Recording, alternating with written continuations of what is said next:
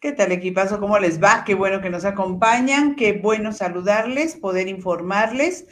Por supuesto, con el gusto de siempre, con el compromiso de todas las ocasiones en las que nos encontramos con ustedes a través del equipazo informativo. Qué bueno que nos acompañen. Esperamos que ustedes y nosotros y todo el equipazo tengamos una excelente semana. Mi querido Carlos Castellanos, ¿cómo estás? Muy bien, Blanquita, Blanca Lolbe, qué gusto saludarte, amigos del equipazo. Pues ya arrancando la semana, el día 23 de octubre, lunes 23 de octubre del 2023, nuestra transmisión en vivo y correspondiente al martes 24 de octubre del 2023, nuestra transmisión como en vivo, pues ya está agonizando este 10º mes del 2023. Platicábamos antes de entrar al aire, Blanquita, cómo ya se percibe el ambiente de la festividad de Día de Muertos o de Halloween o de las dos cosas, según sea la costumbre de cada uno de nosotros.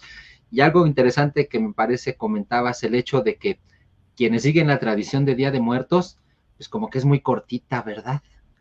Sí, Halloween es un poco más largo, empieza desde un tiempo antes y las festividades de Día de Muertos en la ciudad, por ejemplo, ya comenzaron desde el sábado. Pero si solamente pones la ofrenda, en realidad la ofrenda para los de más amplia, la tradición más amplia, digamos, comienza el 27, hasta el 27 de octubre, que es cuando se supone que llegan las mascotas. Y Okay. a partir de ahí ya se va dividiendo en las personas que murieron en accidentes, las personas, en fin, ¿no? Hasta llegar al 1 y 2 de noviembre. Y el 2 de noviembre se termina, el 3 hay que retirar ya la ofrenda. O sea que en realidad son solamente 5 días, del 27 al día 2, son realmente, son 5 o 6 días, es muy poquitito tiempo. En cambio, Halloween, que estas decoraciones que vemos ya en diferentes lugares y tal, pues eso ya es de mucho más tiempo atrás, es prácticamente todo el mes de octubre, o por lo menos mediados de octubre, tal como comenzó ahora la Marcha de las Catrinas, que fue el fin de semana, y la de los alebrijes Los gigantes, que son tan alebrijes. bonitos también y tan tradicionales mexicanos. Creo que esta tradición de Día de Muertos es muy importante en todas las civilizaciones, en muchos países. Pero, y en México, particularmente en la Ciudad de México y otras ciudades, ha adquirido una relevancia especial y se ha convertido aquí en la capital en un atractivo turístico de suma importancia y un generador de recursos. Y ahora que se combina con la Fórmula 1, pues imagínate nada más el derrame económico que beneficia, por supuesto, a la Ciudad de México y a sus habitantes, ¿no? Los negociantes, comerciantes, a todo mundo, ¿no? Fíjate que sí, coincido contigo, es un impulso importante el que está teniendo la actividad, en particular la actividad turística, aprovechando las festividades de Día de Muertos y que tú mencionabas muy bien, no es algo nuevo, está recobrando quizás su empuje y su fortaleza en la capital del país, Sí. pero por ejemplo, recordemos el tradicional Michoacán, en estas épocas en Pátzcuaro. particular, efectivamente, de larga data, larga tradición tiene como destino turístico en estas fechas precisamente el estado de Michoacán, el lago de Janitzio, la isla de Pátzcuaro, en efecto, por poner un ejemplo. Si no nos queremos ir tan lejos, vayámonos aquí mismo a la Ciudad de México, al, Mixquic. a Mixquic, en efecto, que no es en el centro propiamente, de hecho ya se encuentra, podríamos decir, en las orillas de la capital del país, de la capital, sí, una de las, pues, alcaldías que colindan ya con otro estado de la República Mexicana, pero que tiene una tradición también amplísima en lo que se refiere a la celebración en Día de Muertos, Mixquic, en efecto. Entonces, pues somos expertos nosotros los mexicanos en hacer de estas celebraciones, pues la delicia de los visitantes.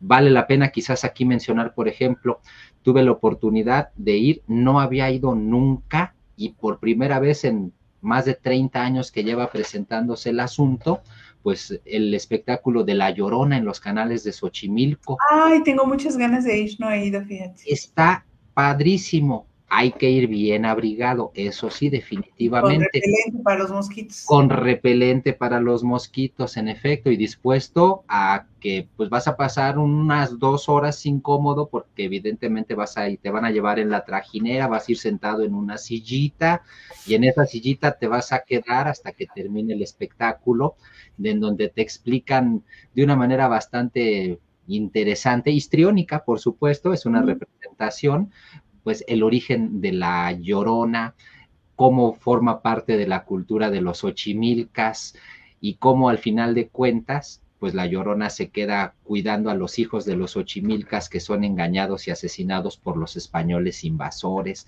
Está muy interesante el asunto. Lo más padre, pues el juego de luces, los fuegos pirotécnicos al final cuando concluye el espectáculo. La verdad es que vale mucho la pena.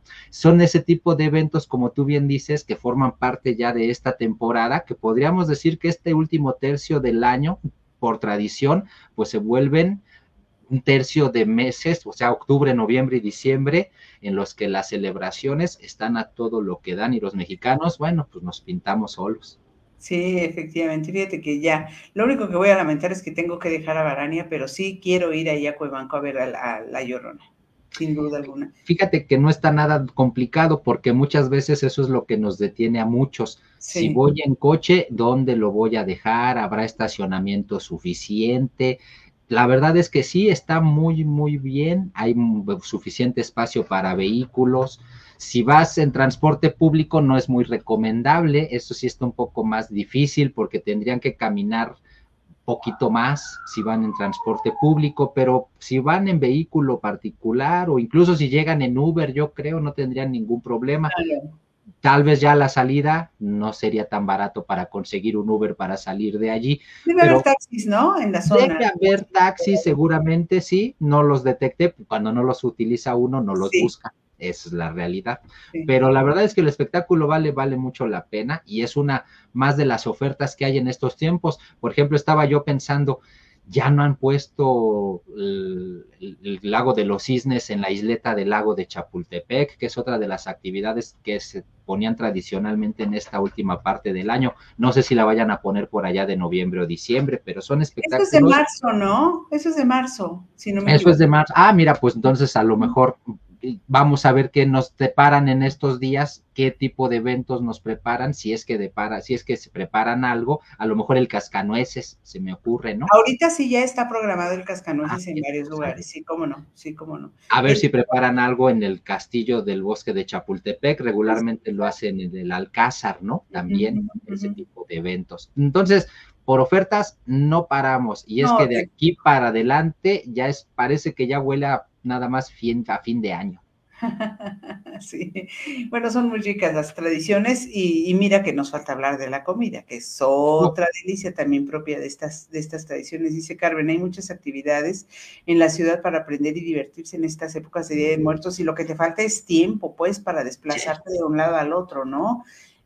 Pero sí, hay muchas. Ayer estaba revisando justamente una agenda de actividades y es una gran cantidad de actividades las que hay en diferentes rumbos de la ciudad, además, uh-huh. en torno a, a, las festividades por el Día de los Muertos. Pero bueno, aquí lo importante también es hacer, pues, hacer memoria, guardar un ratito para pensar en quienes simple y sencillamente, como se suele decir, es lugar común, pero es real, se nos adelantaron, ¿no? Sí. En el viaje a otra dimensión, a otro mundo, al más allá o a la nada, como ustedes quieran y dependiendo de lo que crean. Y bueno, pues dedicar unos momentitos de reflexión. He visto de las fotografías y las ofrendas, me parece que es una cosa preciosísima, de verdad. Y creo que el reto es hacer una ofrenda muy bonita para ellos, independientemente de todo lo demás que puedas poner, ¿no? Y luego me pregunto, ay, hay quienes tienen una creatividad impresionante para hacer unas ofrendas hermosas. Sí, pero bueno, cada quien con lo que puede, hasta donde le da la creatividad y con lo que tiene. Es una tradición al final de cuentas y el chiste pues es si nos gusta seguir las tradiciones, pues mantener viva esta que es una de las más bellas y creo que de las que más está extendida por toda la República Mexicana. Yo creo que esta es una de esas tradiciones que de verdad sí unen a todos los mexicanos. Se disfruta o se vive de manera diferente según la latitud, pero yo creo que la compartimos en este caso en particular, sí, en toda la República Mexicana. Bueno, saludos a Salvador Hernández hasta Monterrey y también a Adrián Valdés González que nos visita en esta ocasión. Muchas gracias. Dice Carmen que el Cascanueces estará en el Auditorio Nacional montado por la Compañía Nacional de Danza. Si no me equivoco, cada año lo ponen en el auditorio.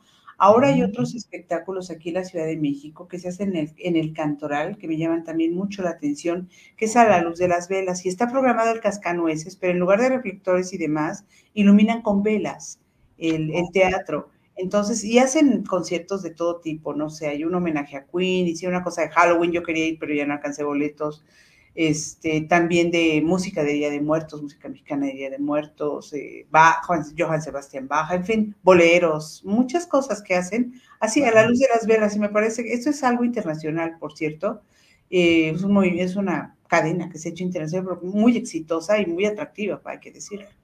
Ah, mira, me parece interesante. Yo he llegado a ver esos anuncios, sí, me aparecen de repente como anuncios o anuncios promocionados, creo que le ponen, o sea, anuncios pagados, pues, no me daba mucha confianza, no me daba mucha confianza, pero ahora que tú lo platicas, entiendo entonces que sí son de fiar. Sí. Hay una cosa también, por ejemplo, a propósito de Día de Muertos, que se llama Screen Park, que yo no había oído que existía, no sé si había. Son 2,000 metros cuadrados allá en el Monumento a la Madre y entra uno a diferentes juegos de diversiones, un parque de diversiones, pero donde todo es de terror. ¡Guay! Se me antoja mucho. ¿Ah, sí? ¡Qué padre! No se me afecta, pero se me antoja mucho. ¿Sí te gusta sentir miedo? ¿Sí te gusta que te asusten? Pues no lo sé, que tengo mucha curiosidad de ir al Screen Park. Eso es todo. Está perfecto, sí. Vivirlo una vez en la vida, ya después te digo. Eso me parece bien, me queda claro entonces que no lo has experimentado, por lo tanto, no. Por ejemplo, con las películas de terror no te asustas, no tienes ningún problema con eso. Las vi en una época, incluso el terror gore me gustaba y veía mucho cuando estaba en la universidad, veía muchas películas de terror y después llegó un momento que dije, yo ya no quiero sufrir y dejé de verlas. Ah, ok, perfecto. Bueno, puede ser una experiencia interesante entonces que acudas a este lugar del parque que está ahí en el Monumento a la Madre. Puede estar interesante. Sí. Muy bien. En fin, bueno, mira qué bonito esta, dice, hay una convocatoria, dice Carmen, que anuncian en las pantallas del metro, en donde invitan a la gente a mandar fotografías de sus seres queridos y hacer el homenaje más grande del mundo que estará avalado por Guinness World Records. Mira qué bonito, eso está interesante, eso suena bien. Mira, está interesante, no lo había yo visto. Sí. Bueno, pues vámonos, ¿no, Carlos? Porque ya se nos fue mucho en el Guaraguara y hay que entrarle al toro. Vámonos al toro, como dicen por ahí. Decía Jacobo, ¿no? Al toro. Sí, hombre, por supuesto, en recuerdo al gran Jacobo Zabludovsky. Pues vámonos porque estamos de estreno, Blanquita, así que presumamos. Venga.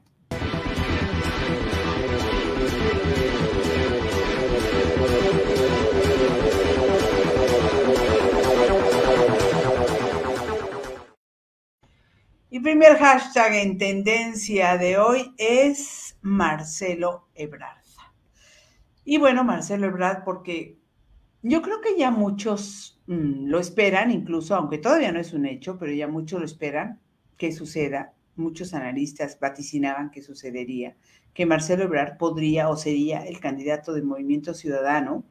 Y hoy precisamente el líder, Dante Delgado, abre la puerta para que eso suceda, tomando en consideración que Marcelo Ebrard, que van a hacer la convocatoria, van a darla a conocer en los tiempos legales, porque hay que decir que todos los demás se han adelantado, pero Movimiento Ciudadano no, y ya lo habíamos dicho acá, Movimiento está respetando los tiempos electorales como es debido, es el único partido que lo está haciendo, abrirá la convocatoria y ahí puede caber Marcelo Ebrard porque como candidato externo, pero no le cierran la puerta a Samuel García, que todavía suspira esperanzado.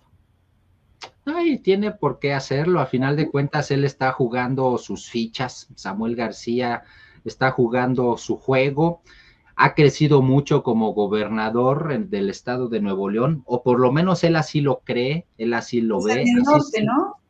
Así se lo están vendiendo, ya sabemos que en esto de la política, pues lo hemos visto infinidad de veces, por ejemplo, con el propio presidente Andrés Manuel López Obrador, y sabemos que los políticos siempre están rodeados de besamanos. Y si los políticos escuchan el canto de las sirenas y se dejan llevar exclusivamente por los besamanos, pues a veces llegan a cometer errores. Yo no sé si sea el caso de Samuel García, pero hay algunos analistas que consideran que todavía no tiene el tamaño para ser un contendiente presidencial. El hecho de que traiga a Tesla, de que traiga la Gigafactory, la megafábrica a su estado, eso definitivamente lo coloca como una figura muy, muy importante, porque va a traer un gran capital económico al estado de Nuevo León. Y además tiene una mujer, una esposa, quiero decir, que maneja las redes sociales como nadie. Y las redes sociales, sabemos, mucho del público se mueve ahora con base en lo que ven en las redes sociales. Es en este sentido que quizás por eso Samuel García pues considera que tiene la capacidad y el tamaño para poder ser aspirante. No creo que esté mal. Al final de cuentas, ahora resulta que Movimiento Ciudadano es el partido, tú lo decías hace ratito, que es el único que está respetando los términos legales, es el único. Y ahora resulta que es el único también que tiene dos aspirantes muy fuertes a contender por la presidencia de la República, o por lo menos así lo quieren hacer vender. ¿Y por qué digo así lo quieren hacer vender? Porque queramos o no, Xóchitl Gálvez, por el simple hecho de estar respaldada por partidos políticos, pues le está costando mucho trabajo crecer. Esa es una realidad, una verdad. Yo aquí siempre hago este apunte, creo que ya lo hemos hecho, es que hay que destacar que en el caso de Xóchitl o de Claudia Sheinbaum, el asunto es que todavía no empieza propiamente la campaña, ¿no? Una vez que empieza la campaña, creo que seremos capaces de ver realmente cuál es capaz de crecer con base en esa campaña. Y ahí depende de un montón de cosas, desde el desempeño del candidato o candidata hasta, bueno, en este caso las candidatas, que son las que ya están definidas, hasta el diseño mismo de la campaña, el espoteo, todo ese tipo de cosas, las pancartas, todo lo que puedan poner, que un todo con un mensaje muy bien definido, una campaña muy bien diseñada, muy bien dirigida, puede hacerlos avanzar muchísimo. Y ellos ya con más libertad de hablar, de decir, de estar en diferentes foros, de codearse, de estar con las masas de una manera mucho más amplia, ahora están solo en lugares cerrados ellas, pues se puede hacer mucho más. Marcelo todavía no ha dicho, por cierto, que ese es el hashtag Marcelo Ebrard, no ha dicho que sí va con el Movimiento Ciudadano. Lo que dijo es que todo depende, hazme el favor, esto es hacerle. Bueno, por lo de tarugo, Marcelito. Pero dice que todo depende de la respuesta que el Consejo le dé, al Consejo de Morena, que lo está analizando, a su queja respecto al método de selección del coordinador de la continuidad de la Cuarta Transformación, como se llama. De los comités de defensa de la 4T. Esa cosa. Es un nombre tan complicado que nadie lo dice. Todos decimos ya que es la candidata, ¿no? Exacto. Pues sí. Porque de facto lo es. Entonces, bueno, eso es lo que él dice, pero la verdad es que es nada más hacerle al cuento, ¿no? Yo lo que creo es que entre Samuel y Marcelo, lo decíamos tú lo decías la vez pasada, Samuel está muy joven, se puede dar tiempo, a lo mejor puede entrar, o sea, puede seguir en la política, pero seguirse fogueando, adquiriendo mucho más experiencia, más madurez y demás. Sería el presidente más joven que tendríamos, si es que llegase, ¿no? Que yo lo veo remoto. Pero yo creo que entre los dos el mejor candidato para mí sería Marcelo Ebrard, que le vendría a dar un equilibrio muy interesante a la campaña. No sé qué opinas. Sí, definitivamente más interesante como candidato, como aspirante presidencial, definitivamente es Marcelo, más experimentado ya a la hora de la hora, porque pareciera ser que dejara uno de lado las cuestiones, ¿no? Como si una cosa fuera la campaña y el arrastre que puedan tener con la gente en ella, y por eso yo puntualizaba el asunto de el respaldo de su esposa, que tiene mucho arrastre en las redes sociales. Una cosa es esa y otra cosa ya es al momento del ejercicio del gobierno, y en ese caso creo que sí le lleva ventaja evidente Marcelo Ebrard. No es que ya haya conseguido bastante lo propio Samuel, pero creo que todavía le falta. Lo que vale la pena quizás subrayar es que el Pleno del Congreso de Nuevo León sí le dio entrada, Blanquita, ya a la solicitud de licencia por 6 meses, que presentó el gobernador Samuel García, a 2 horas de haberla recibido a través de la Oficialía de Partes del Legislativo. Estoy leyendo en La Jornada, que publicó precisamente en su versión online. La solicitud de licencia se turnó con carácter de urgente a petición de Héctor García García, diputado de Movimiento Ciudadano, a la Comisión de Gobernación. Pues allí lo tienen, ya veremos qué es lo que pasa entonces, qué le dicen en el Congreso, y ya por lo pronto también, pues veremos de qué lado masca la iguana para Samuel García, porque si no le dan la licencia, recordemos que lo que le queda es renunciar definitivamente, ¿no? Sí, seguramente ese no es una buena, pues una no buena sería una jugada. buena opción, No, pues no, no, no, no, todavía le queda un poquito menos de un año, ¿no? Al frente, pero todavía le queda tiempo. Bueno. Siguiente hashtag en tendencia de hoy es Coyuca de Benítez. Muy lamentables los hechos, los sucesos allí en Coyuca de Benítez, en el estado de Guerrero. Pues el asesinato de 12 miembros de la Secretaría de Seguridad Pública de Coyuca de Benítez, 11 agentes y el jefe de Seguridad Pública Municipal asesinados, pues en esta pugna de grupos criminales al interior del estado. Yo no sé qué está pasando, pero de pronto me da la impresión de que están imposibles de ser contenidos o que no se está haciendo nada por contenerlos, no lo sé, dudo que no se esté haciendo algo, yo creo que algo se estará haciendo, pero también es claro que no es suficiente y es claro que pues también la traen en contra de los elementos de seguridad pública, porque hasta el momento, bueno, fueron 13 los policías asesinados y además el titular de seguridad de Coyuca de Benítez, ¿no? Es muchísimo, o sea, pues es una masacre en un país donde ya no existen las masacres por decreto, pero es una masacre. Sí, efectivamente, fue una emboscada. Empecemos diciendo eso, fue una emboscada, un brutal ataque perpetrado, así lo reporta en su portal Reporte Índigo, en contra de elementos de la Policía Municipal de Coyuca de Benítez en el poblado del Papayo, sobre la carretera federal Acapulco-Zihuatanejo. 13 oficiales muertos, incluyendo una mujer policía y 2 agentes heridos. Entre las víctimas mortales, altos mandos de seguridad pública local, por ejemplo, el secretario Alfredo Alonso López y el director Honorio Salinas Garay del municipio costero. Al menos otros 11 miembros de la corporación también perdieron la vida en este acto que fue, repito, pues una emboscada. Además de las bajas humanas, se informa que un miembro de la policía municipal habría sido secuestrado y que los agresores se apoderaron de 3 patrullas oficiales.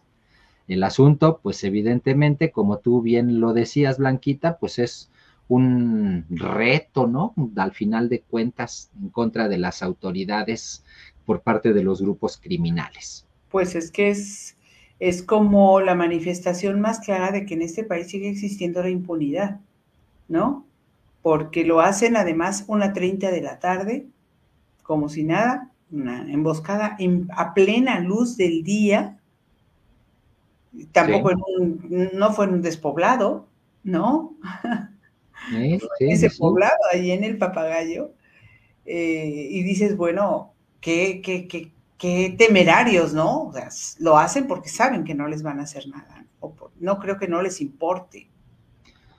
Saben que no hay consecuencias, saben que no hay capacidad de respuesta, no sabemos si eso significa que no haya capacidad de fuego por parte de las autoridades o simplemente que no quieren que haya capacidad de respuesta, y esto es quizá lo más preocupante, porque en aras de una estrategia de combatir las causas primero, y cuando se tocan estos temas que el presidente regularmente siempre contesta diciendo: se está trabajando, estamos atendiendo las cosas, vamos a mandar más elementos de la Guardia Nacional, pareciera ser que siempre las respuestas son las mismas y pues resultan insuficientes porque los eventos se siguen repitiendo. Escuchaba yo justamente lo que decía el presidente López Obrador en la mañanera a este respecto. Aceptó que la violencia estaba muy fuerte en el estado de Guerrero, pero lo pasa así como de pasadita nada más, ¿no? O sea, Claro. dice así como de pasadita y luego se estaciona, por decirlo, o hace énfasis en el asunto Guanajuato. Guanajuato es el estado que tiene más asesinatos de policías. Guerrero está en segundo lugar, pero llevan 36 en lo que va de este 2023. O sea, son un montón, son muchísimos en lo que va de este 2023. Y el hecho de que, bueno, el presidente no se olvida nunca de la política y entonces le da el recargoncito a Guanajuato y a su fiscal, porque Guanajuato pues es gobernado por el Partido Acción Nacional. Claro. El aspirante para estar ahí es el que fuera el procurador del consumidor, ¿no? Para estar Guanajuato, ¿no? Ricardo Sheffield. Ricardo Sheffield. Pero bueno, a lo que voy es a que se centró más en Guanajuato diciendo que no, que dejaron un muladar, bueno, no. La herencia maldita. La herencia maldita de toda la vida, ¿no? Ajá. Y sin hablar de la importancia que tiene lo que está sucediendo en el estado de Guerrero, ¿no? También hubo hechos violentos este día en Puebla, por ejemplo, y no fue poca cosa.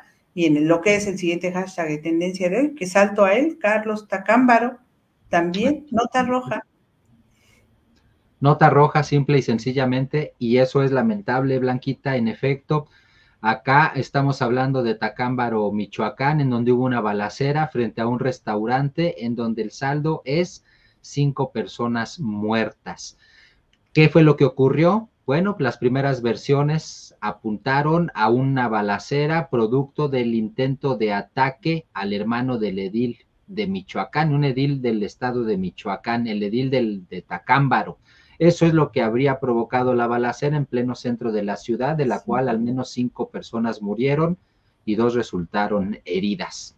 Artemio Moya es uno de los hermanos del presidente municipal y se presume que efectivamente pues el ataque habría sido en contra de uno de sus hermanos. Pues así las cosas, esto en Tacámbaro, Michoacán. Afortunadamente aquí se explica si se vio intervenido el enfrentamiento por elementos de la Guardia Nacional, de la Guardia Civil de Michoacán en contra de los hombres armados que presuntamente dirigían su ataque contra uno de los hermanos del edil del municipio, Artemio Morilla, es el nombre del edil. Puse la foto con toda intención, Carlos, porque otra vez, en un restaurante a plena luz del día. Sí, en efecto. O sea, es que esta es la clave. Sin temor a nada, ¿no?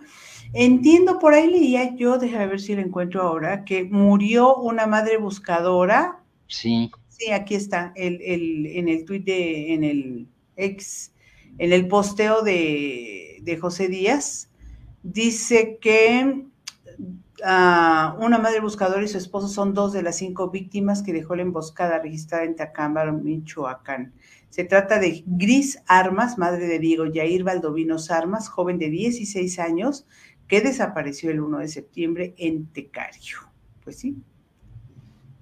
Y como siempre, lamentablemente, después del ataque armado, después de 5 muertos, después de 2 heridos, después del pánico, los agresores lograron escapar y no hay detenidos.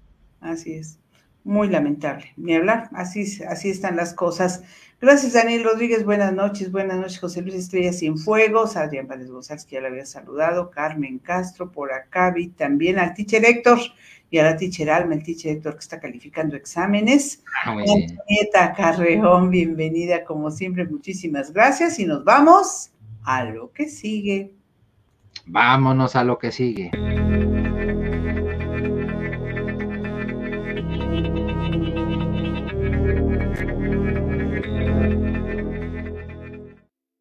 Nuestras tradicionales efemérides, ya lo saben, las efemérides del día de hoy, que en pocas palabras son no solo efemérides, días, semanas, años internacionales y otra información también importante que nos sirve para acrecentar nuestra cultura. Se me olvidó en las efemérides poner el fondo, ¿puedes creerlo? ¿Perdón? Que en las efemérides se me olvidó poderle poner el fondo. Ah, sí, me di en los hashtags. En los hashtags, sí, ahorita sí ya lo tengo. Sí, sí. En los hashtags se me fue. No te preocupes, es que lo que pasa es que como ustedes habrán notado, amigos, estamos estrenando pues unas cortinillas precisamente en la sección de hashtags en tendencia de hoy la presentamos con una cortinilla que es nueva. Esta sección de las efemérides también, una cortinilla que ya les habíamos adelantado en el programa pasado, pero en esencia también es nueva. Y justo en un ratito más, antes de iniciar las buenas del equipazo, también les presentaremos nuestra tercera cortinilla, que también es nueva y que es gracias a la producción, por supuesto. Eso va a decir gracias a nuestra brillante producción. En efecto, pues vámonos a las efemérides del día de hoy, como es costumbre. La primera de ellas, pues resulta que este 23 de octubre es el Día del Médico en México.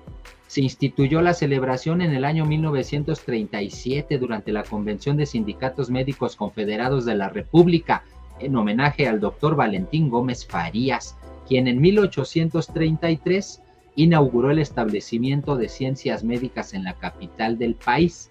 Dicho establecimiento es un antecedente de la Facultad de Medicina. Por esa razón y en su honor al doctor Valentín Gómez Farías, este 23 de octubre es el Día del Médico.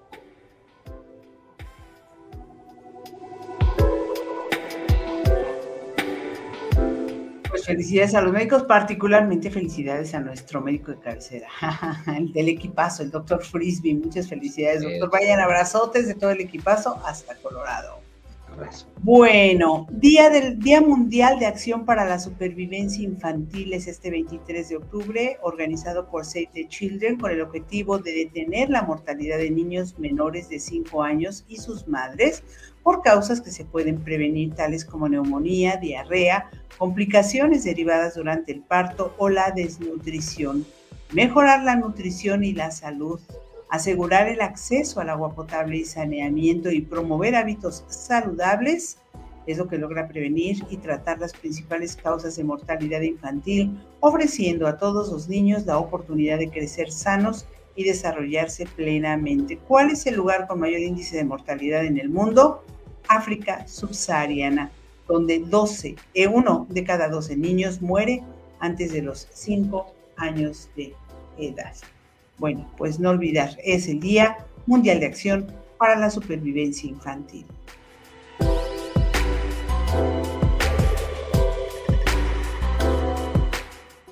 Siguiente efeméride también corresponde al 23 de octubre y es el Día Internacional del Leopardo de las Nieves.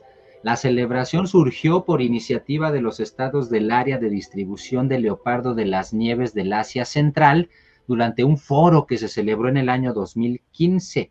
La especie ha sufrido un declive de 20% en las últimas 2 décadas. Es esa la razón por la que se han promovido acciones orientadas a su conservación y preservación. Este leopardo de las nieves, o Panthera uncia, es un mamífero carnívoro que se encuentra ubicado geográficamente entre Uzbekistán, Mongolia y la zona occidental de China. Y en la actualidad hablamos de que existen menos de 5,000 animales de esta especie de felinos, menos de 5,000. Por eso, este 23 de octubre es el Día Internacional del Leopardo de las Nieves. Está bonito. Está bien bonito. También es el Día Internacional del Síndrome de Kabuki. Esta es una enfermedad rara, tanto que afecta a 1 de cada 32,000 personas. Se relaciona con retrasos en el desarrollo, lento crecimiento postnatal y dificultades de aprendizaje. Lo que se pretende es hacer conciencia en la población sobre la patología, como decíamos, poco frecuente, en apoyo a los afectados y a sus familiares y, por supuesto, promover la investigación en esta, que es una enfermedad que se caracteriza por muchas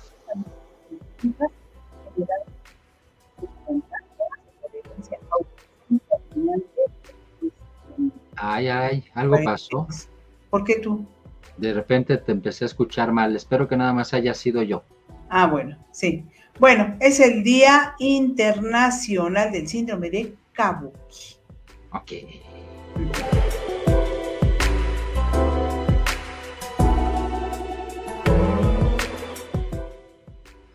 Vámonos con la siguiente efeméride. ¿Saben, para empezar, antes de hablar de la efeméride, ¿saben lo que es un mol? Un mol es una unidad que expresa la masa atómica o la masa molecular de un elemento en el Sistema Internacional de Unidades. Eso es un mol. Bueno, ¿por qué era importante que les dijera lo que es un mol? Porque es su día, y es su día en todo el mundo, este 23 de octubre. El 23 de octubre es el Día Mundial del Mol. Se homenajea de esa forma una legendaria disciplina científica que es la química. Y de esa forma, además, se da a conocer su importancia y su contribución a la humanidad. Por eso, este 23 de octubre es el Día Mundial del Mol.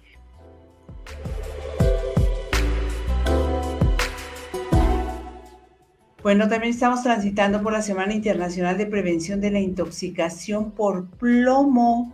La tercera semana del mes de octubre de cada año se celebra esta semana, y también la prohibición del plomo en la pintura. En 2023, la Semana Internacional de Prevención de la Intoxicación por Plomo se celebra del 22 al 28 de octubre, y aunque la intoxicación por plomo se puede prevenir, hay estimaciones de 2016 del Instituto de Sanimetría y Evaluación que indican que la exposición a ese metal provocó 540,000 muertes y la pérdida de 13.9 millones de años de vida ajustados en función de la discapacidad debido a los efectos prolongados del plomo sobre la salud. El tema para este 2023 es poner fin al envenenamiento de plomo en los niños. Ese es, digamos, que el eslogan. Hay que prohibir el plomo en la gasolina, en las pinturas, sobre todo en las que tienen los niños en sus hogares, escuelas y patios de recreo. Qué interesante. Este día no sabía que existía la Semana Internacional de Prevención de la Intoxicación por Plomo.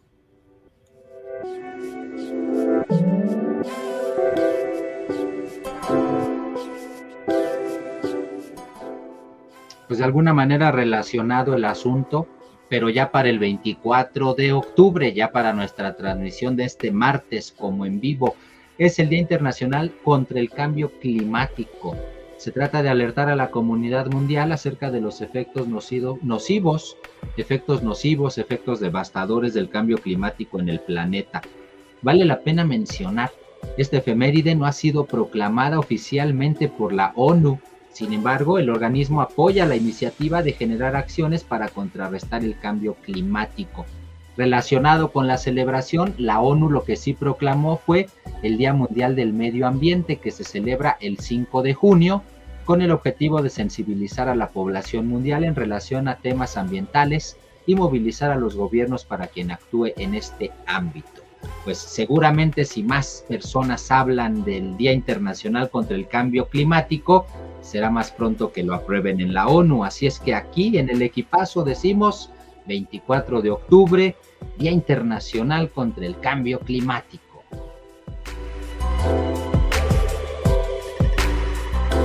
También es el Día de las Naciones Unidas. A propósito de Naciones Unidas, se declaró en 1947 con el objetivo de dar a conocer el fin y actividades de esta organización en todo el mundo. Se proclamó en una asamblea llevada a cabo por el Consejo de Seguridad de la ONU y como una forma de conmemorar y celebrar el aniversario de la Carta de las Naciones Unidas. Una resolución que, por cierto, fue firmada por unanimidad.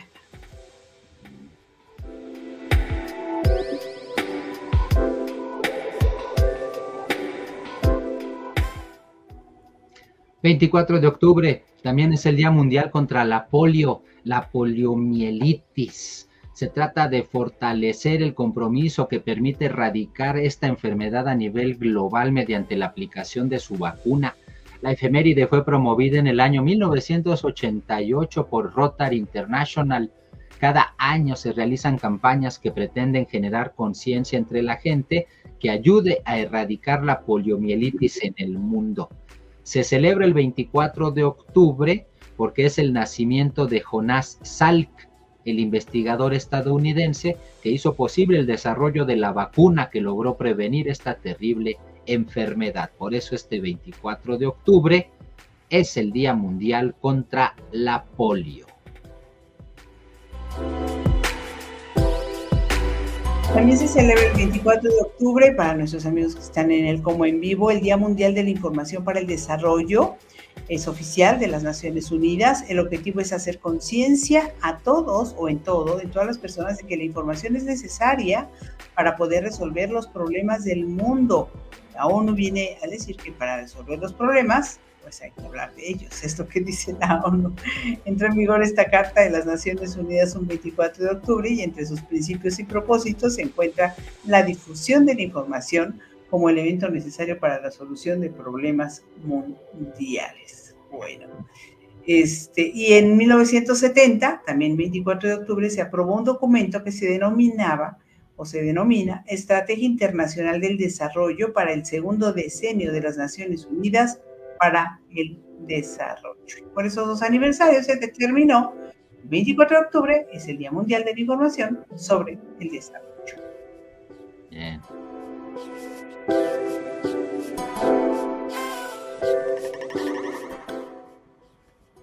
Siguiente efeméride, también correspondiente, por supuesto, al 24 de octubre, nuestra transmisión de este martes 24 de octubre como en vivo, es el Día Internacional de las Bibliotecas. Desde 1997 se celebra en varios países. La fecha busca resaltar la importancia que tienen este tipo de edificaciones para la historia humana como resguardo de su cultura, de sus escritos, de sus creencias. Así las cosas. Desde 1997, el 24 de octubre, es el Día Internacional de las Bibliotecas. El 24 de octubre, la comunidad italiana de todo el mundo se reúne para celebrar de manera muy especial el Día de Italia o Italia Day. Es un día raro con el que se rinde homenaje a una de las series animadas favoritas que cuenta con miles de fanáticos a nivel mundial, denominada Italia Axis Powers. Bueno, este día se originó en 2009. Francamente, yo no los conozco, pero tienen su día. Seguramente mucha gente en el mundo sí los conoce. Exacto.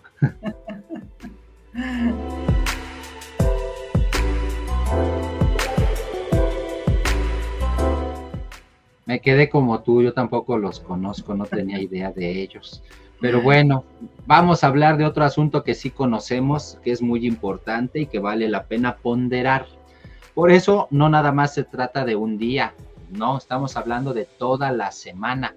La Semana del Desarme es del 24 al 30 de octubre, proclamada por la Organización de las Naciones Unidas, para evaluar precisamente los avances que se han hecho a nivel mundial en la eliminación de las armas de todo tipo dentro de la sociedad. Con el paso de los años, es más, lamentablemente, lo que se ha retrocedido que lo que se ha avanzado, principalmente porque los países que cuentan con armas nucleares viven a merced de los otros países que también las poseen. Sin embargo, el hemisferio sur del planeta está libre de este tipo de armamentos gracias a una diversidad de tratados que han logrado mantener a raya pues a esta mitad del mundo. El objetivo, por supuesto, de la Semana del Desarme es reevaluar las estrategias que se está realizando en el mundo en materia de desarme. Pues de eso hablaremos en esta semana, del 24 al 30 de octubre, la Semana del Desarme.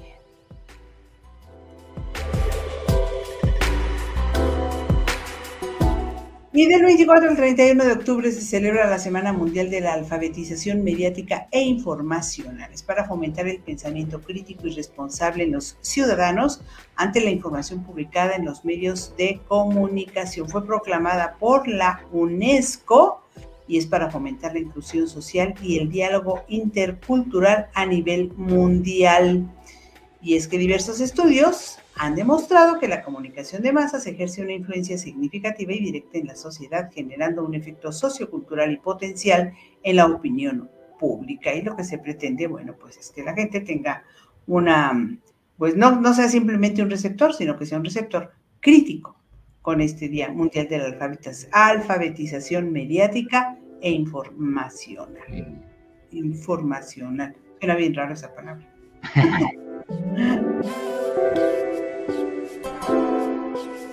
Pues se acabaron las efemérides, por fin, mi querido Carlos. Hasta acá las efemérides, precisamente, que nos llevaron un buen ratito, pero creo que estuvieron interesantes la mayoría de ellas, y en ocasiones, como puede suceder en el caso de la Semana del Desarme, con toda seguridad van a marcar de algún modo también tendencia en algunos medios de comunicación. En muchas ocasiones se habla del asunto. No creo que sea cosa menor en la cuestión del desarme. Oye, el día del mol, de la mol o del mol, Del dice que decir mole. el mol, Ese mol. sí me gusta. Yo pensé pensé en el mol y pensé en la mole. En la mole, claro, claro, sí, sí, sí, sí. Yo no tenía ni idea de eso del mol. Pues ni yo tampoco. En fin, bueno. Fíjense que hace rato mencionaba yo Puebla cuando estábamos hablando de Coyuca de Sí, Benítez y cuando estábamos hablando de Tacámbaro, y hubo un ataque ahí en Puebla.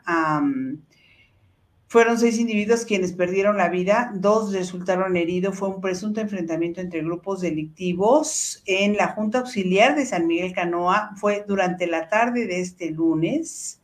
Esta localidad está al norte de la capital poblana y con el terreno donde fue el evento se conoce como Picadero, que se ubica en la calle Jardín. Se reportó que varias personas huyeron del lugar. Cuando llegaron al lugar, los agentes de la policía encontraron a 6 personas sin vida y 2 con heridas de bala. Se habla de que fue un asunto entre narcomenudistas, un multihomicidio, un ataque directo entre bandas de narcomenudistas, según las primeras versiones. Sin embargo, bueno, como debe ser, las autoridades continúan con las diligencias. Y no deja de ser preocupante, aunque hayan sido narcomenudistas. sí, hombre, como sea. Al final, pues en Puebla siguen ocurriendo también este tipo de circunstancias y recordemos que Puebla se caracteriza en muchas ocasiones porque allí han linchado a varias personas y resultan ser inocentes. Pues es que este tipo de cosas son las que uno dice, no es que justifique, pero uno también explica por qué las autoridades civiles, si es que se les puede llamar así, los pobladores quiero decir, pues van con todo cuando logran detener a alguien que consideran que es un presunto delincuente, ¿no? En fin. Otro asunto importante, pero en este caso en Guerrero, Cuadratín, la agencia Cuadratín de Guerrero reportó que como sacada de una película ocurrió una persecución de la Marina a una embarcación en Playa Escondida, en Puerto Vicente, en Tecpan, en la región de la Costa Grande. Un usuario de TikTok compartió una recopilación de videos que muestra el momento exacto en el que un helicóptero persigue por mar a una lancha rápida en la que iban 7 personas. Los tripulantes se orillan en la playa, intentan esconderse en el poblado, pero los agentes recorren el lugar hasta ingresan en viviendas y los capturan. El hecho causó asombro y susto por parte de los pobladores y turistas que estaban en el lugar. De acuerdo con el usuario del video, los hechos ocurrieron la tarde del viernes pasado. La Marina no se ha manifestado oficialmente. Y bueno, la autoridad trabaja, 9 centros de vigilancia clandestinos fueron ubicados y asegurados en el municipio de Encarnación de Díaz, esto en Jalisco. Esto tras el hallazgo, según informado el sábado pasado, de lo que suman, con lo que suman 10 de estas instalaciones presuntamente usadas por grupos del narco, o sea, 9 más 1 que se había informado previamente. Los sitios asegurados, bueno, tenían de todo, pues cuando hay dinero, cámaras de vigilancia y equipos de radiocomunicación, y los hechos fueron dados a conocer por la Secretaría de Seguridad del Estado de Jalisco durante este domingo 22 de octubre, y el equipo de vigilancia fue colocado en antenas y postes para monitorear ingresos y salidas de los municipios. Otro asunto importante, Blanquita, algo pasa en la Comisión Nacional de los Derechos Humanos. Ya se presentía, ya se presumía, ya se sospechaba. Tú aquí en muchas ocasiones has señalado en efecto la falta de probidad o de calidad moral que demuestra en ocasiones o pareciera así demostrar la titular de la CNDH, Rosario Piedra. Bueno, pues resulta que le renunció todo el Consejo Consultivo. Los 6 integrantes del Consejo Consultivo de la Comisión Nacional de los Derechos Humanos renunciaron al cargo que les confirió el Senado. En el comunicado afirmaron que han obstaculizado su trabajo, llegando al extremo de ignorarlos por completo, así como de recibir amenazas y calumnias a personas integrantes del Consejo, no solo en los espacios del órgano ciudadano, sino, dijeron, utilizando para ello recursos, personal y hasta los medios de la CNDH, incluyendo sus redes sociales. Acusan evidentemente a Rosario Piedra y eso es lo más preocupante. En una parte del comunicado puede leerse: hemos diferido con la presidenta desde simples interpretaciones a procedimientos internos, tales como el significado del quórum, la mayoría de votos, el conflicto de intereses en la contratación de personal, hasta negarnos facultades para hacer una simple modificación al orden del día de las sesiones del propio Consejo. Preocupante lo que ocurre en la CNDH. Sobre todo porque se supone que es un ente autónomo y porque estamos viendo que no se replica tal cual, pero yo no dudo que suceda lo mismo que sucedió en el INAI. Ahora tendría que ser el Senado quien proponga a los nuevos miembros, pero no lo han hecho. Ya había habido renuncias el año pasado, en noviembre del año pasado, y no sucedió absolutamente nada. Ahora se dan estas renuncias. Nunca se había dado que un consejo completito, un consejo consultivo de la CNDH, renunciara de manera unánime, de manera conjunta. Quiero leer una parte del comunicado que dirigieron a los legisladores pues a la que es la comisionada presidenta de Derechos Humanos y la presidenta del Senado, ¿no? Así es. Dice, pareciera estar atendiendo la líder, la cabeza de la CNDH, la comisionada, pareciera estar atendiendo intereses diversos a los de la defensa y protección de los derechos humanos, razón por la cual es que ante los múltiples obstáculos que nos han hecho prácticamente imposible cumplir con la noble función que nos fue encomendada, y considerando que nuestra presencia parece solamente legitimar algunas arbitrariedades, interpretaciones sesgadas y decisiones unilaterales de la presidenta de la CNDH, decidimos de manera unánime renunciar a este honroso encargo. Está en crisis la CNDH. La verdad es que si bien es cierto que no hemos tenido una CNDH del tamaño que la necesita nuestro país, en el pasado incluso, nunca habíamos tenido una tan mala como la de ahora, pero ya lo vaticinábamos, Carlos, desde que se nombró a esta titular que está ahora, la forma en que llegó, una manera tramposa, disfrazada, deshonrosa, yo diría, para ella incluso, de una mujer cuyo único mérito es ser hija de quien es hija y hermana de quien es hermana, ¿no? Porque en materia de derechos humanos, en el sentido estricto, no tiene mayor currículum, mayor nada, ¿no? Y por lo visto tampoco conocimiento. Está ahí para estar al servicio de quien la puso ahí. Y eso es terrible para un órgano autónomo que es el de la Comisión Nacional de Derechos Humanos, cuyo compromiso es prioritariamente es único, o sí, de manera prioritaria, con los ciudadanos, no con el gobierno, para el que parece estar trabajando, con los muchos millones de presupuesto que tiene la CNDH, de la que muy poquititito, Carlos, estarás de acuerdo, supongo, se ha visto en este sexenio. No te oigo, no te oigo. Decía, no podía estar más de acuerdo contigo, ha sido una institución inoperante para lo que es en realidad, y más bien desde un principio se ha criticado pues su abyección para con el poder, en particular con las decisiones del presidente Andrés Manuel López Obrador, que pareciera ser pues es a quien le deben el puesto y a quien se lo agradecen eternamente. Y eso es lo malo del asunto, pues ¿dónde que está la independencia de este organismo? Pues no hay tal, lamentablemente.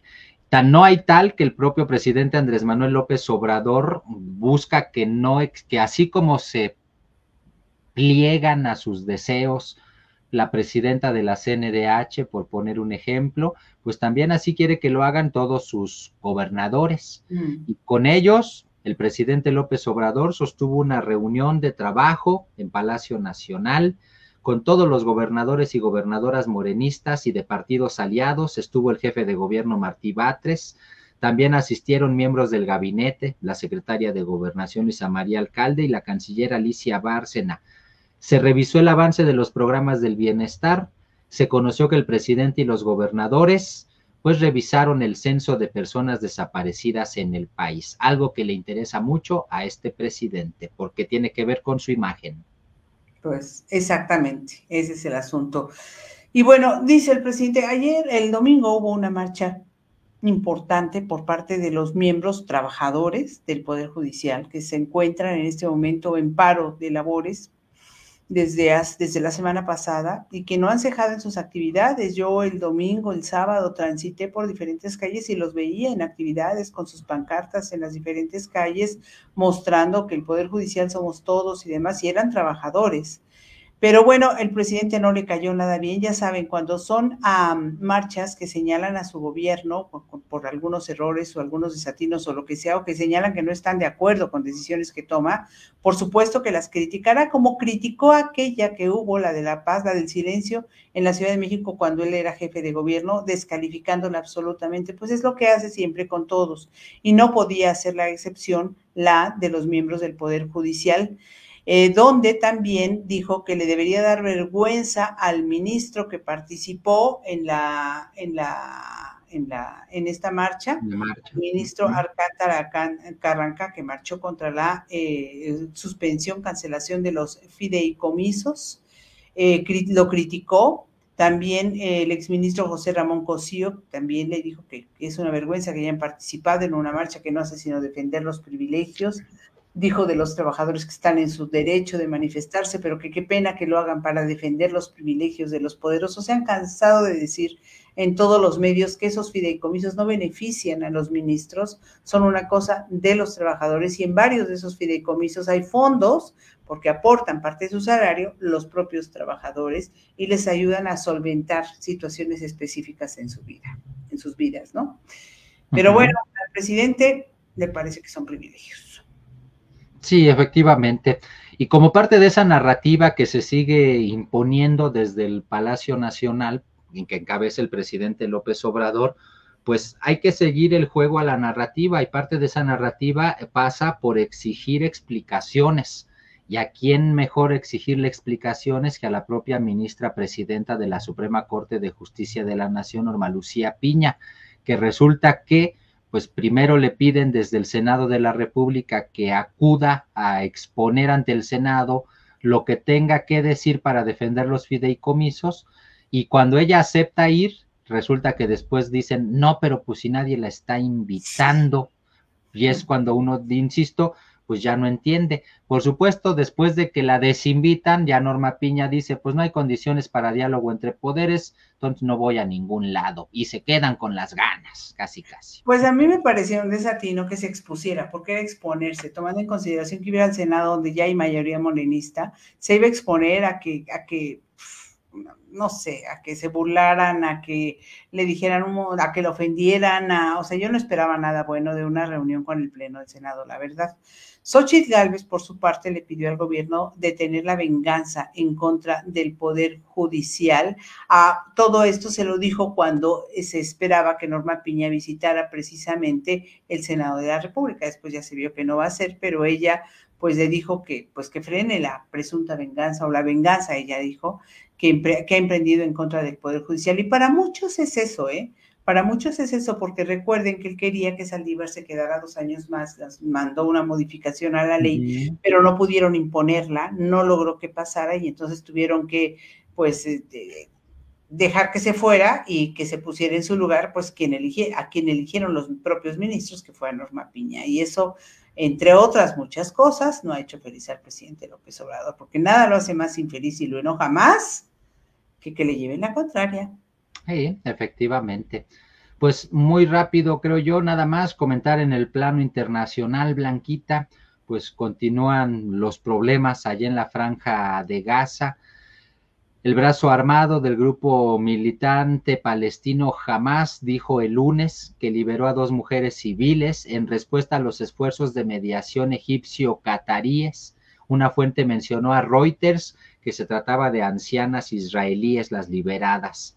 Abu Ubaid, el portavoz del brazo armado, dijo en Telegram que había conseguido la liberación de las detenidas a pesar de la negativa del enemigo a aceptarlas desde el pasado viernes y su negligencia en la cuestión de ser prisioneros.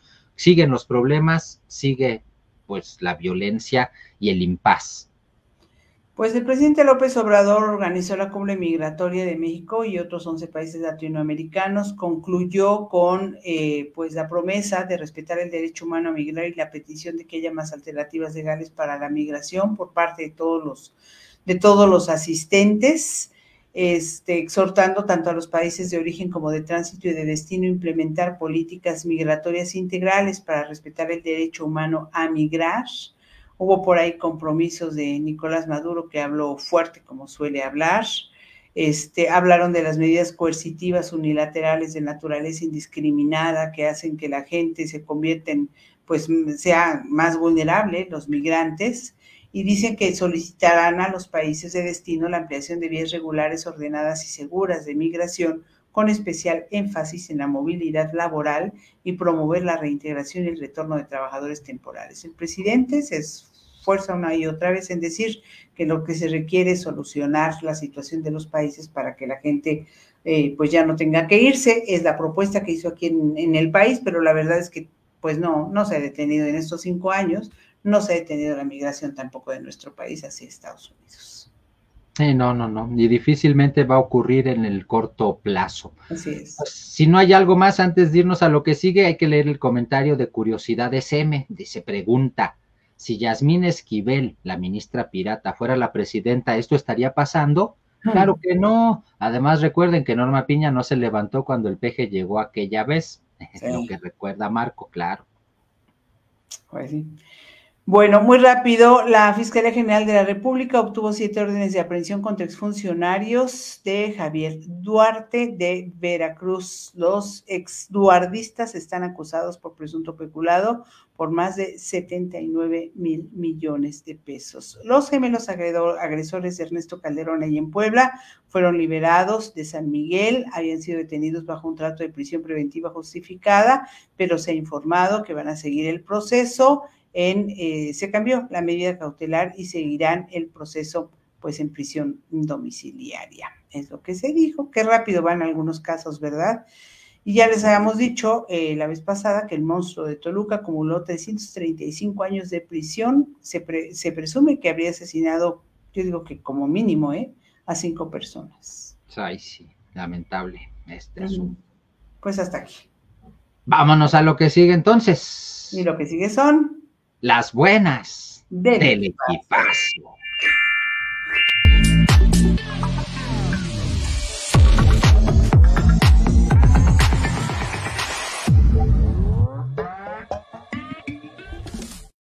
Como siempre, gracias a José Antonio Cruz Peinado, nuestro corresponsal de las buenas del equipazo para esta sección. Y vamos a arrancar con la primera buena del equipazo, Blanquita. Esta buena del equipazo es para hablar de Citlali Cristian Moscote, que tiene 28 años de edad. Ella es mexicana y todavía no puede creer la gesta que logró el domingo 22 de octubre, ayer apenas, antier, si nos están viendo como en vivo, en las calles de Santiago de Chile, luego de ganar el oro femenil en la prueba de maratón dentro de los Juegos Panamericanos. Rompió de esa manera una sequía de 20 años que México tenía en esta prueba en la justa continental. Eso había ocurrido la última vez en Habana en 1991. Bueno, pues ahora la atleta tapatía deja su nombre en la historia con letras doradas al imponerse en esta prueba. Les digo, la originaria de Jalisco finalizó con un tiempo de 2 horas, 27 minutos, 12 segundos y de esa manera alcanzó el oro. Se lo ganó a la argentina Florencia Borelli y registró además colocar un récord panamericano sobre el obtenido por la peruana Gladys Tejeda del 2019. Moscote declaró a los medios pues que esta medalla era su objetivo desde que inició su preparación para los Panamericanos. Definitivamente esta es una buena del equipazo, muy triunfadora.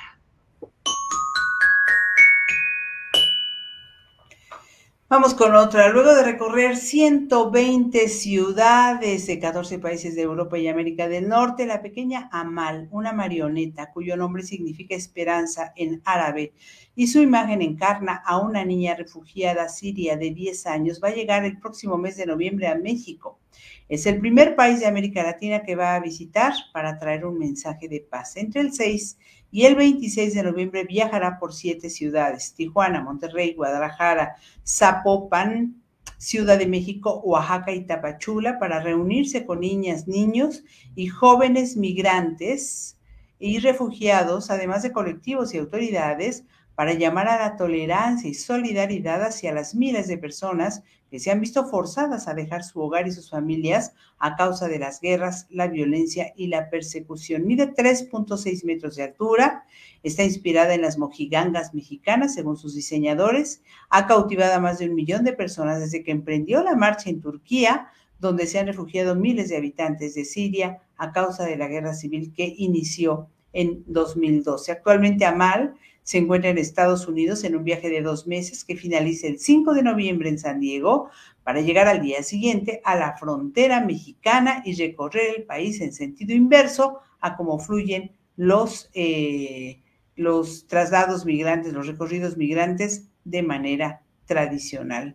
A esta figura la han recibido en el mundo gente como el Papa Francisco, Amina Mohamed, vicesecretaria general de la ONU, vicesecretaria, los actores Jude Law y Benedict Cumberbatch, o la diseñadora de moda Diane von Furstenberg, alcaldes parlamentarios del Reino Unido, miembros del Consejo Europeo, todo esto durante su caminata mundial que ya es casi cercana a los 18,000 kilómetros.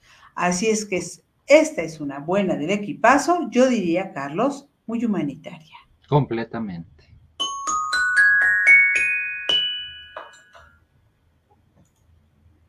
Vámonos con la siguiente buena del equipazo. Esta es muy útil para quienes utilizan el sistema de transporte colectivo metro. Han ocurrido muchos incidentes, por nombrarlos de alguna manera, en donde se ven involucradas personas que pierden la vida al paso de los convoyes del tren. ¿En cuántas de estas ocasiones se pudo haber evitado que la gente se arrojara a las vías? Porque sabemos que un alto número de personas que se arrojan a las vías, justo eso, se arrojan, no es que caigan por algún accidente. Por eso el Metro de la Ciudad de México va a desplegar módulos itinerantes de ayuda psicológica en las líneas 2 y 3. Esto formará parte del programa Salvemos Vidas, que lo que pretende es precisamente evitar suicidios. Ya lo sabe, si usan la línea 2, la línea 3 del metro, la que va de Cuatro Caminos a Tasqueña o de Indios Verdes a Universidad, pues es común que en estas líneas se detengan a veces los trenes porque la gente o cae a las vías o es arrojada. Según el metro, desde la creación del programa Salvemos Vidas de 2016 a la fecha, se ha logrado contener a 641 personas con riesgo de suicidio dentro del transporte. Y aunque el tema se ha dado a conocer, pues se han enfocado en prevenirlo en las líneas 2 y 3. Así que ya lo saben, módulos itinerantes en caso de que consideren que necesitan hablar, que se sienten desesperados, que tienen pensamientos de este tipo, pues el protocolo Salvemos Vidas está para apoyar a los usuarios del metro.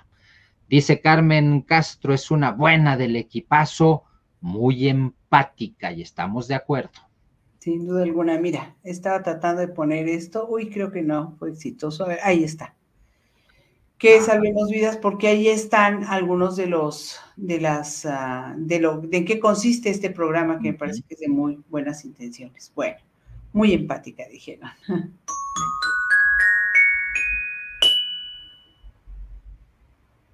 Ok, vámonos a la última de las buenas del equipazo. Pues resulta que una veterinaria cambió su nombre, se puso un nombre muy, el doctor puso un nombre muy curioso, muy llamativo, muy simpático y muy exitoso, por tanto, a su veterinaria. Es perriatra, le pone perriatra, y los atiende una doctora, en perriatra, Centro de Cuidado Animal, y les atiende una doctora. Una persona pasó por el sitio, le llamó mucho la atención el nombre, tomó el video, lo subió a redes sociales y, por supuesto, inmediatamente tuvo muchas vistas y muchos comentarios. Decía alguien, ¿dónde se ubica el perriatra? Otro, yo llevo a mis perritas a la perruquería. Muy buen hombre, y me parece que es el término correcto, ya que son nuestros perrijos como unos niños y necesitan ir al perriatra. Fueron algunas de las reacciones respecto al nombre de esta veterinaria perriatra, que es la sensación en TikTok y que se encuentra ubicada en Zapopan, en el estado de Jalisco. Muy interesante, qué buen nombre, ¿eh? Fue un hallazgo. Por lo menos, mercadológicamente hablando, fue muy exitoso. Pegador. Sí. Pues eso, una buena del equipazo, exitosa, pegadora, creativa.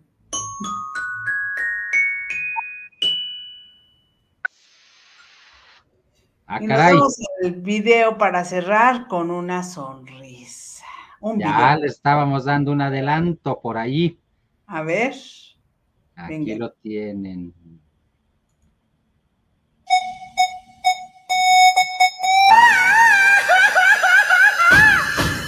Ahora díganme cómo se llaman, si no es mucha molestia, hermanita.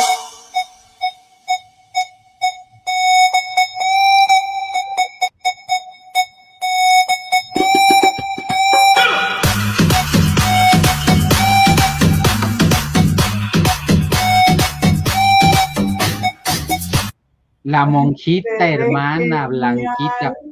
Platícanos de la monjita hermana. Pues resulta que la dueña y el perrito se vistieron de la monja para un concurso de los del personaje de la película, ¿no? De la monja, la diabólica monja. Claro. Se vistieron para un concurso de disfraces y por supuesto que lo ganaron, ¿no? Y el tema que escuchamos, si no me equivoco, si no estoy mal informada, es el tema precisamente de la película, supongo que de la versión en español. Ah, con razón, con razón. Entonces van de la tétrica y malévola monja, ¿no? Pero el disfraz del perrito está genial, está buenísimo. O sea, la chica bien, pero el perrito genial. Y además, dicen que en pasarela se comportó muy bien, posó muy bien el animalito. Muy bien. Nomás, le va muy bien el negro, además. Creo que le quedó que ni mandado a hacer, se ve bastante coqueta esa monja perruna. Así es, muy bien, muy interesante. Oigan, el miércoles a las 21 horas en entrevistas vamos a entrever dos temas. Uno, los reales errores que pueden tener los libros de texto gratuitos, que tanto fueron cuestionados cuando se dieron a conocer.